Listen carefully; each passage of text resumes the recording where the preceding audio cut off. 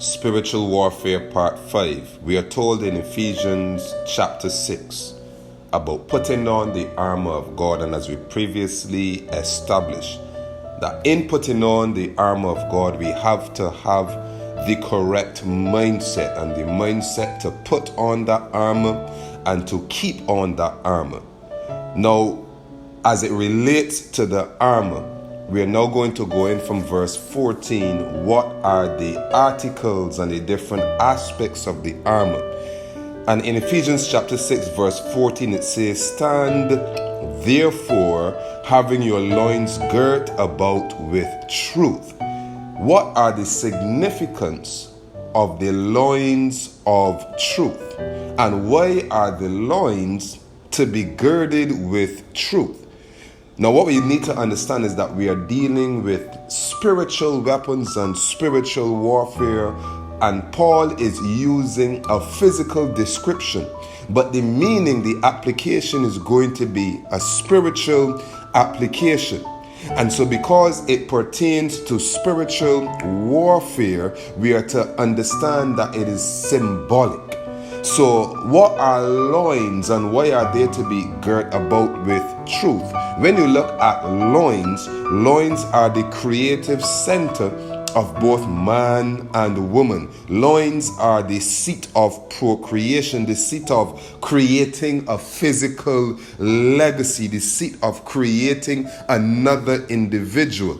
And the Bible speaks about both men and women having loins.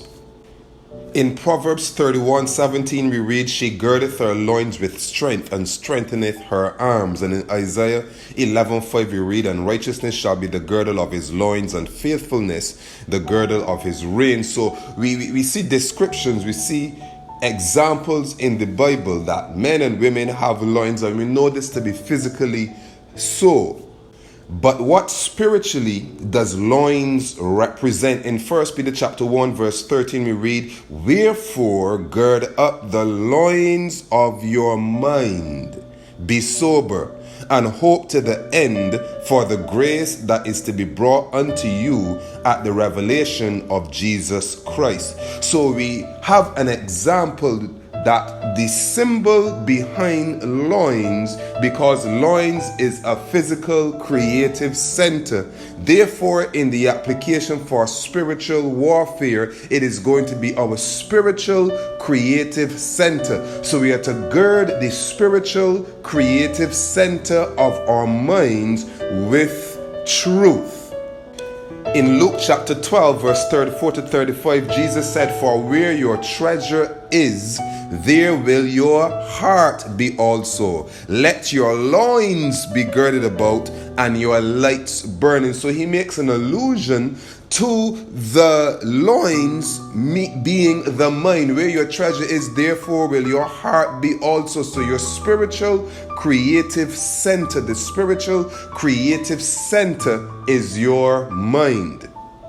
And 1 Peter 1 verse 13 identifies that the spiritual creative center of your mind is to be guarded, is to be girded with truth. So your mind, in the sense of spiritual warfare, is your loins. Specifically now, your imagination, beloved. Your imagination is the creative center of your mind that you use in spiritual warfare. Your imagination is the spiritual creative center of your mind. So therefore, it's your imagination that is to be girded with truth, because it is from your imagination that you think, that you create a new reality. According to Albert Einstein, your imagination is a preview for coming reality. So God is telling us, Paul is telling us, that we are to gird up the loins of our minds with truth. We are to gird up the loins of our minds, which is our imagination. Our imagination must be girt about with truth. And we need to understand this,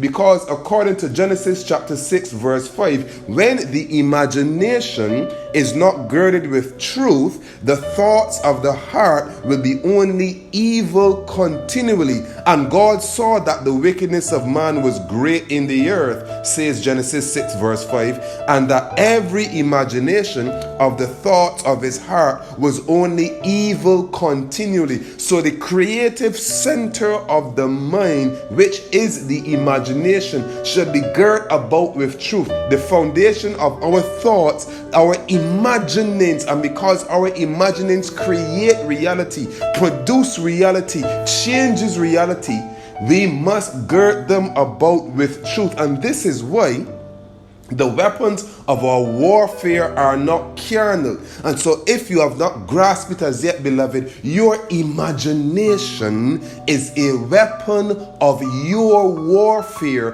that is a spiritual weapon that you will use to gain victory over sin. And so these are our spiritual weapons. And so you need to understand what your spiritual weapons are. And so when we read in 2 Corinthians chapter 10, verse 4, for the weapons of our warfare are not carnal, but mighty through God to the pulling down of strongholds, casting down imaginations and every high thing that exalteth itself against the knowledge of God, and bringing into captivity every thought to the obedience of Christ.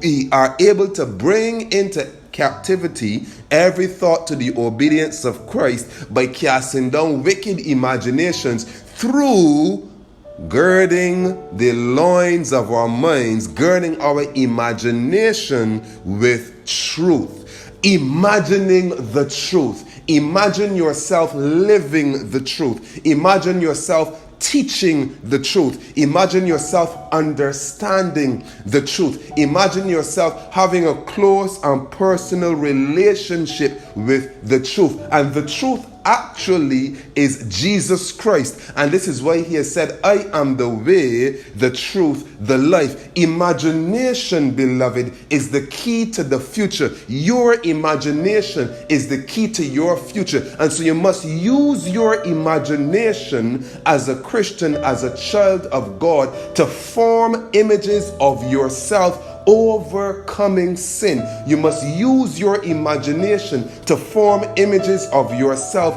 being redeemed from this earth. You must use your imagination to form images of yourself. This is your thought process that you meditate upon day and night to see yourself living a victorious life. Too many people imagine themselves being sinful and remaining sinful, and guess what happens in their life? They remain sinful human beings outside of the grace of God, not by a lack of power on God's part, but by their choice. And when you speak to people and they can't see themselves living like that, they can't see themselves living a Christian life, they can't see themselves living a victorious life. It is in our imagination, beloved. So gird up the loins of your mind with truth, and that truth is Jesus Christ. So place Jesus in your imagination. Imagine that Jesus is with you as you go about your business on the day. Imagine that he's driving next to you in your car, and that will help you to control your responses when that person cuts you off in traffic, or when people do stupidness as they drive on the roadways that angers you. Imagine that wherever you go, that Jesus is with you, and you would not say what you would usually say to people. You would not do things that are not right. You would not entertain thoughts that are unclean. You would not be caught up in feelings that promote lust. If the husband or wife would gird up the thoughts of their minds, the imaginations of their hearts with truth, then if they would imagine themselves being faithful to their partner under all circumstances, they would not yield to the temptation of adultery.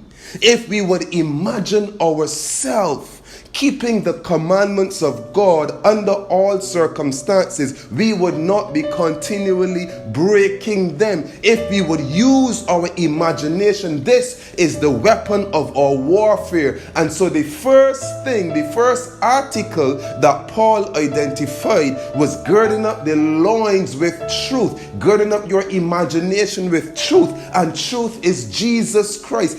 actively use your imagination to envision and to see Christ being with you and living with you in your life, to see Christ at your right hand. And this is why David said, the Lord is at my right hand, I shall not be moved. So you need to see Christ at your right hand, beloved. Use your imagination, and your imagination will help you to live a victorious Christian life. This is the Word of Life with Andre Knight.